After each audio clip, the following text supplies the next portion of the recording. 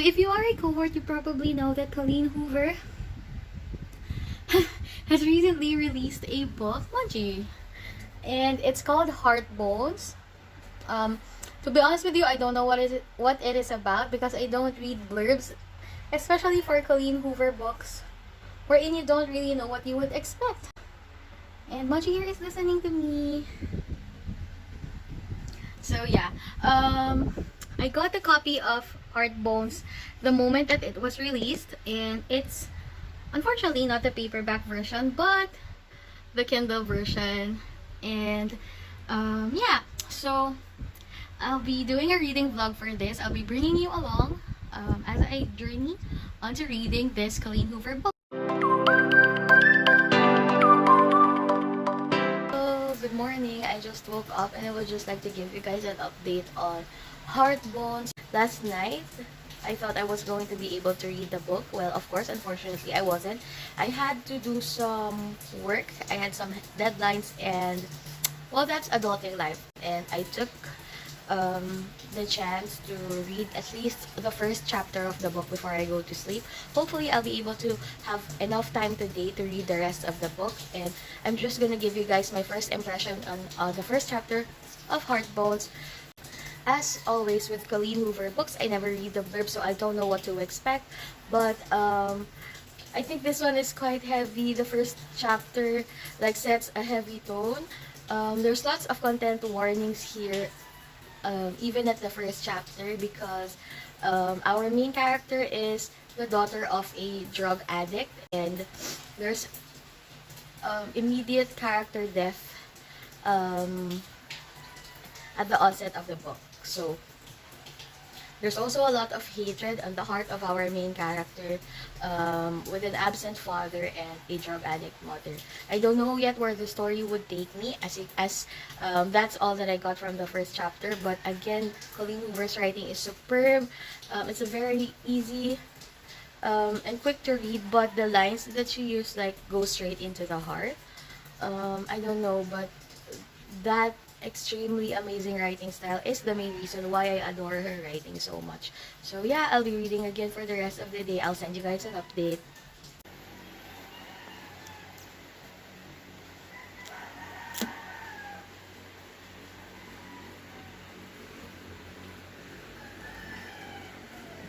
Hello, good morning. I'm back. At this point, I am about halfway through the book. I was able to read a lot last night. First, I have to say that this Colleen Hoover book is very character-driven. Nothing much has happened yet plot-wise, but we get to know more about Bea, our lead character, and what she went through. And she's also exploring like her feelings, her emotions, and trying to like get us readers to learn more about her. Yeah, so basically the story has progressed from Bea dealing with her mom's death to moving in with her father for the summer before she goes off to college. And her father is kind of richer now, after marrying someone rich, I guess, and she will be spending the summer in the like summer house of his father's new wife. And she also had she didn't know that she had a stepsister, but yay for this book, for giving our lead character Bea a very nice sister in the name of Sarah. So yeah, there was this meet cute with the like male lead of the book through the ferry, because they had to ride a ferry to go to the summer house. And then on some twist of fate, the guy, like the main male lead character, is the best friend, I guess, of her sister's boyfriend. So he also lives next door, and of course that leads to like them getting to know each other and all of that stuff.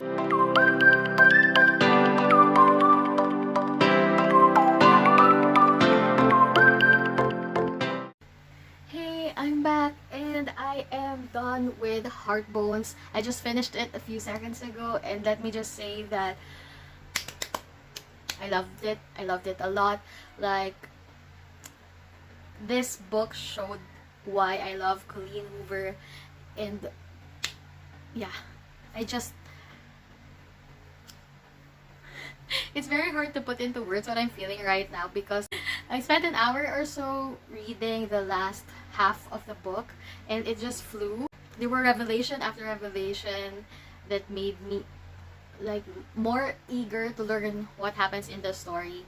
Until now, I'm still at a loss for words about what happened and the way Koho decided to wrap up and provide the revelations on the characters in this book. You heard me talk about all the other thoughts I had on this book, and I forgot something, and I would just like to put it out there first, that this book has a cute dog character here with the name Pepper Jack Cheese, and or his nickname is PJ, and just reading the word Pepper Jack reminded me of Emma Lord's Tweet Cute, which I love. So it's an extra recommendation for you guys. If you're looking for something cute and fluffy, please do pick out Emma Lord's Tweet Cute. But anyway, aside from the cute dog here, let's talk about the rest of Heartbones. On the emotional side of it, I did not really cry, so I'm not sure if it's a tearjerker for some people, but not really for me. However, there are some scenes here that, you know, got me in the heart. So like, I felt my heart bones cracking and my heart being squeezed. Some content warnings. There is some sexual content in the book despite the characters being on the young adult genre. So if you're not into that, then I guess you can skip the pages. Of course, what I have mentioned earlier in the previous clips, that one of the parents here is a drug addict, so there's that. There's also death of a member of the family. And what else?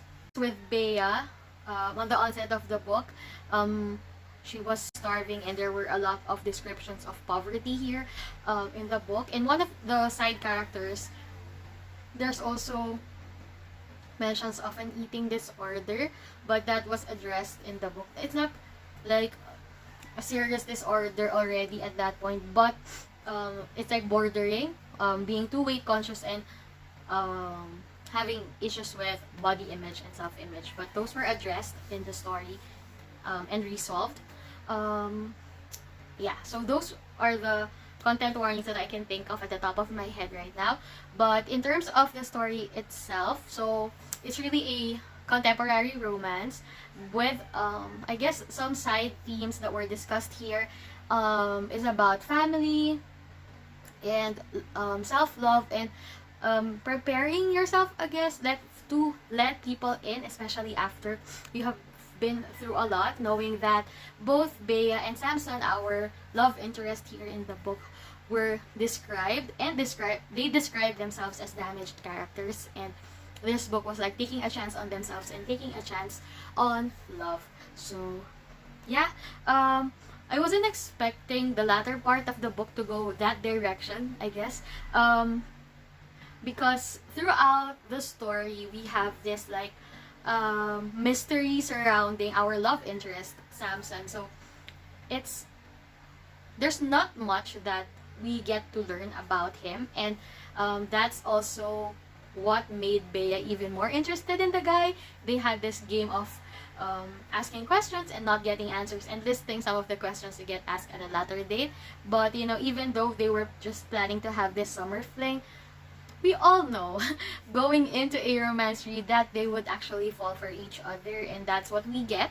But then there's this major conflict, the plot twist, that I wasn't expecting at all. So yay Colleen, yay Koho. To be honest with you guys, I don't like really making an effort on guessing what the plot twists of books would be. Like, I don't really pay too much attention on foreshadowing, if there is, because I want the surprise factor, and for me the surprise factor is really one of the things that would make you love a book. So I'm not like going with my magnifying glass and my coat on and try to be a little detective and predict what the plot twist would be, which made the plot twist even more better.